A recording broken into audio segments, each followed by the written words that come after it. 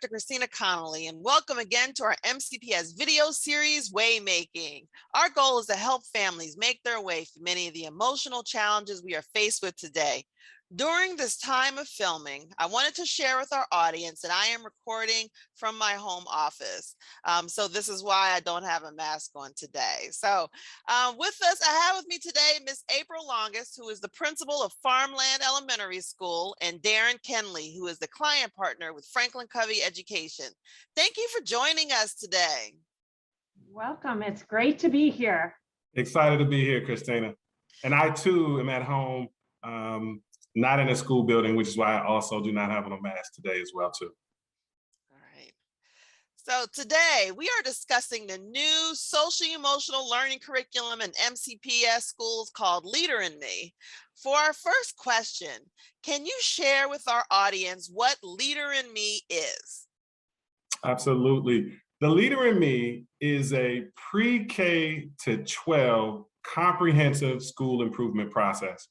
We focus on the whole person and developing them and partnering with schools to address the areas of leadership, culture, and academics. And here at our level, we're seeing Leader in Me is really making an impact with students and looking at how they can actually problem solve situations at school.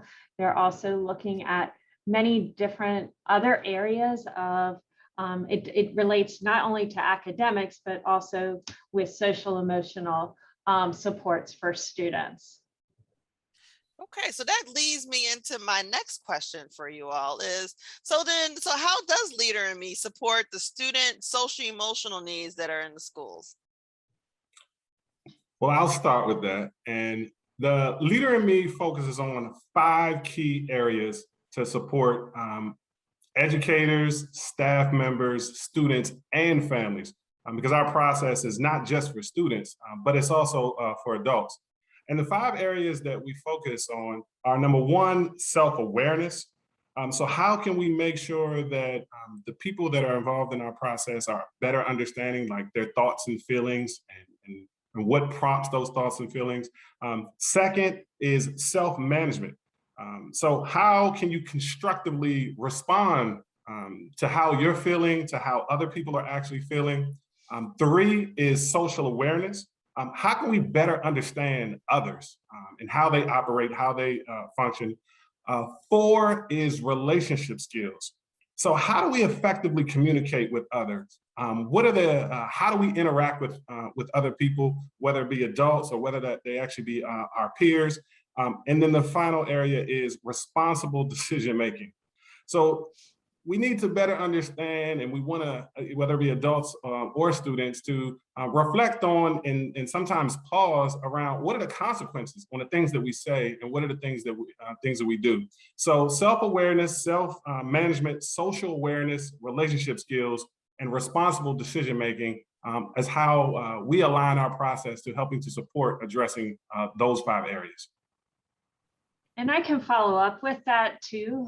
Here at the school level at Farmland, we've been implementing the Leader in Me with a group back in the spring, and we're continuing it this year. But just really looking at the 7 habits themselves. So one of the habit 1, which is proactive, and it talks about students learning how to be more self-disciplined.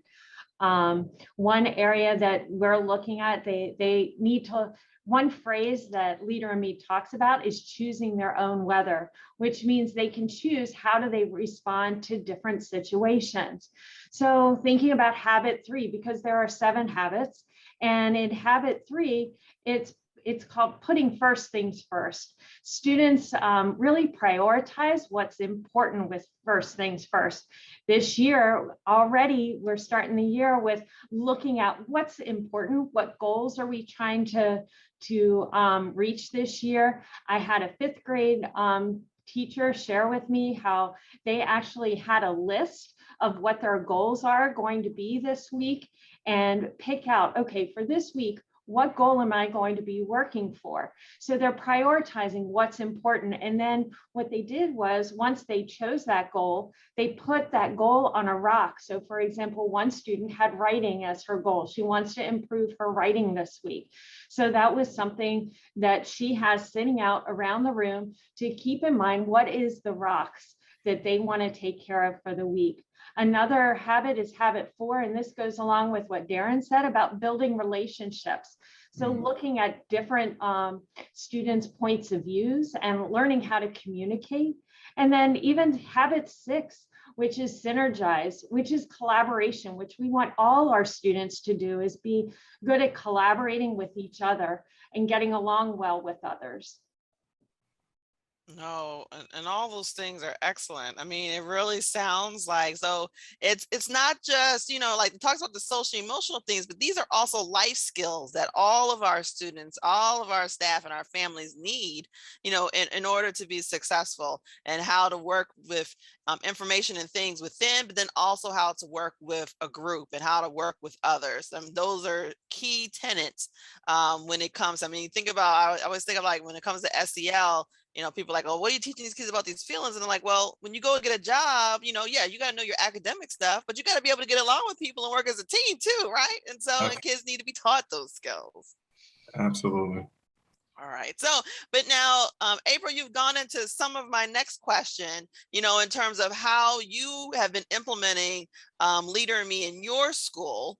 And so, and I'm curious then also, you know, from Darin, you know, how do you see other schools are implementing it, you know, at other elementary schools, middle schools, and high schools? And then also for the both of you, what are some of the tools that are used that parents may start to see at home if their students are participating?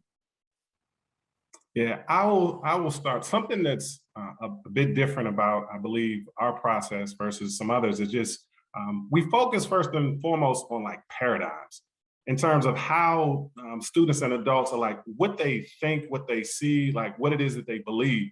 One of the really important things that I've found is that students need to understand and recognize their genius.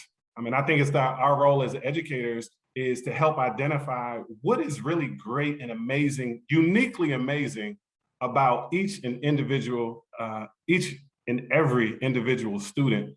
And that's part of our role and part of our process as educators, is to make sure that we're actually doing that. And so one of the things that we actually do as a part of the implementation process is look at what are different responsibilities that need to happen in a school building.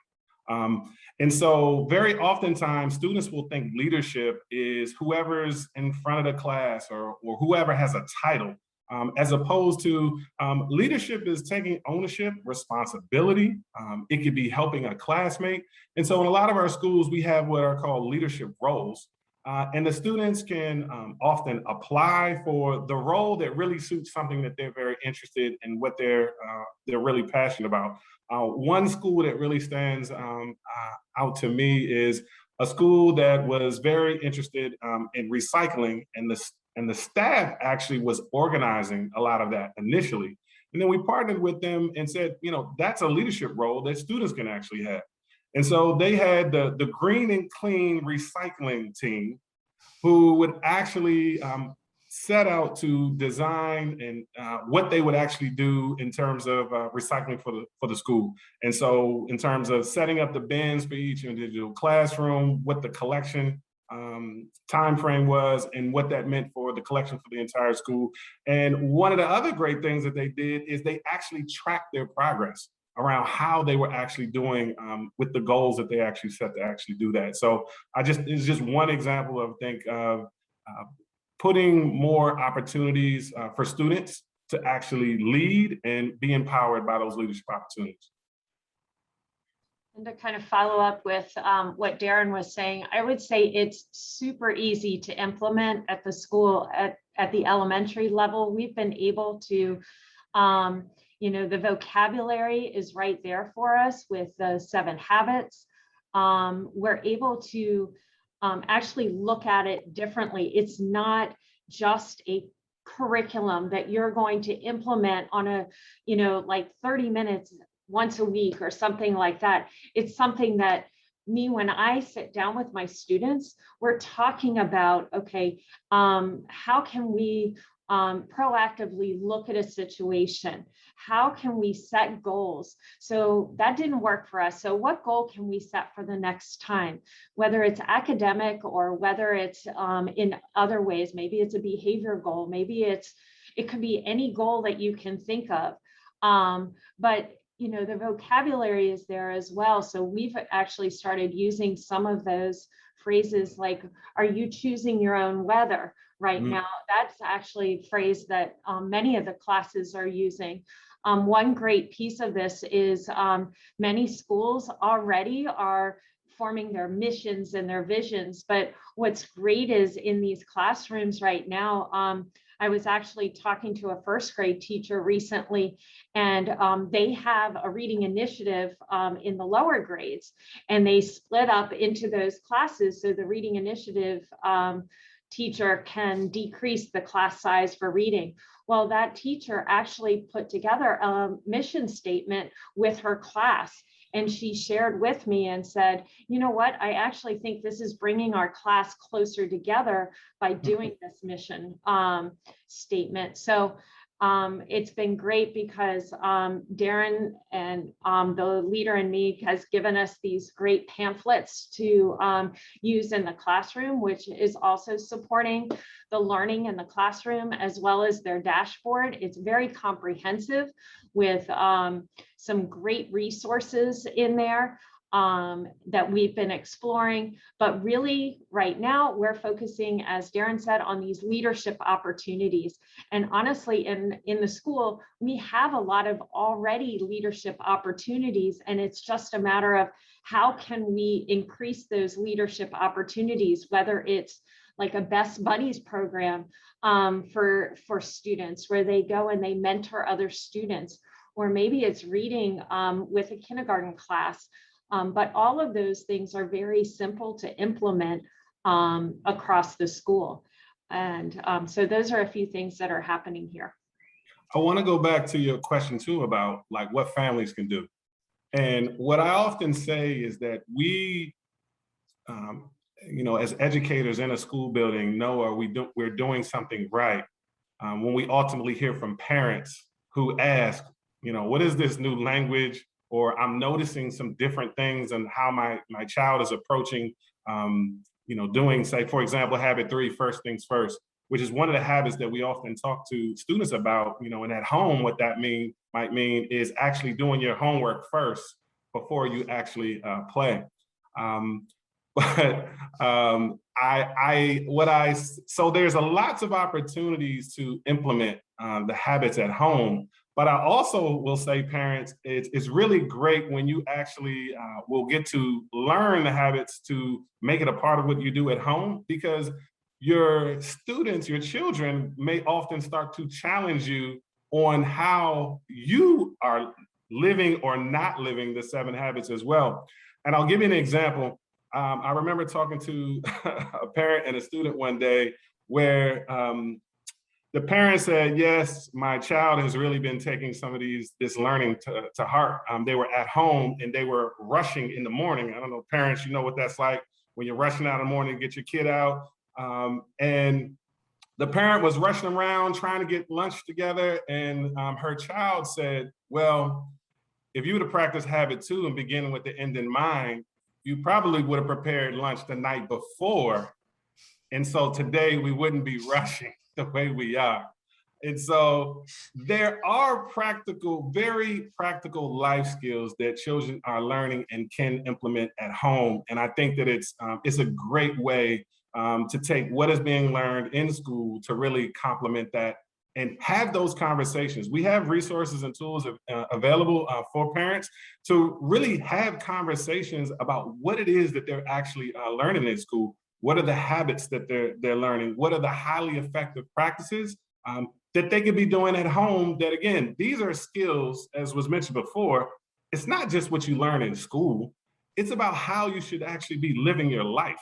And so that's, you know, I think it was really powerful about really addressing the whole student. It's not just about academics, it's about all of the things that students really need to be successful in life. Yep. No. And able to use some of those leadership guides. We've been sending them home to families, and Mm. the feedback has been very positive from parents. They've been looking at them. One family was talking about coming up with a mission statement for their family. So, they come in different languages, which is also very nice for our families, because I know at Farmland we have a very diverse group of families, and they appreciate having it in their own languages. So that's been very wonderful too. We also are sending out our MRA, which is something which is a great tool for schools to use. And it talks about how it takes a survey, asks families to take a survey to find out where we are as a school with leadership, with family involvement, with student engagement and satisfaction. So all of those things are so important for us to do our job better each day. So we're in the process of sending ours out right now. So we're looking forward to reviewing that information when it comes in. No, thank you both. Thank you both for all of that information.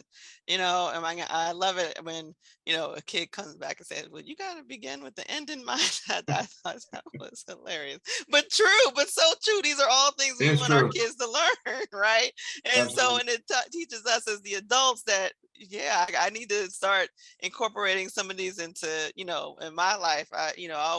My favorite habit is probably habit 3 to, putting first things first. So I use that phrase all the time and everything. Okay, so as we keep going, so my last question for you is that do each of you have any suggestions or feedback for families and students to help them to stay resilient during this time?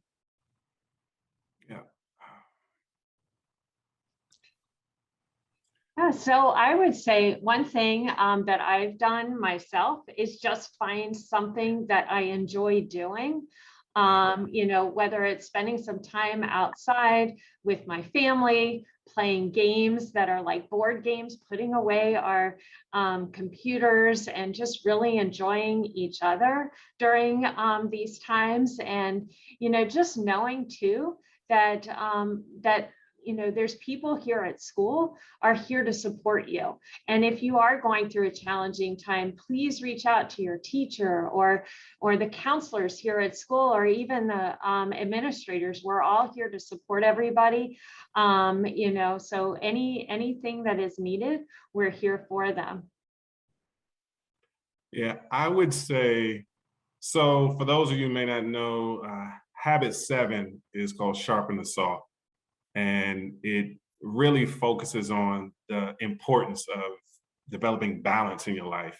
And I can't imagine a time when that has been more important than ever, given what the past year and a half has actually been. And I would say for me, it has definitely been when the weather permits to definitely go outside. And given that I love to travel and haven't been able to travel as much, is really I got an opportunity to really explore like a lot of parks. So hikes and biking in a lot of parks that I didn't, they had always been here, but I never took the time to really slow down and take advantage of them. And so, we live in an area that has, great parks and scenery. And now that's about to be fall. I highly encourage you all to take the time to enjoy all that our area and the community offers. All right. Well, I want to thank you, April and Darin, for your time to be with us today. And we want to thank our viewers for joining us for Waymaking. To send us additional questions and topics to discuss on the show, please visit the link on your screen. Also, please go to our YouTube playlist to find additional shows in our series. And please join us next time for MCPS Waymaking.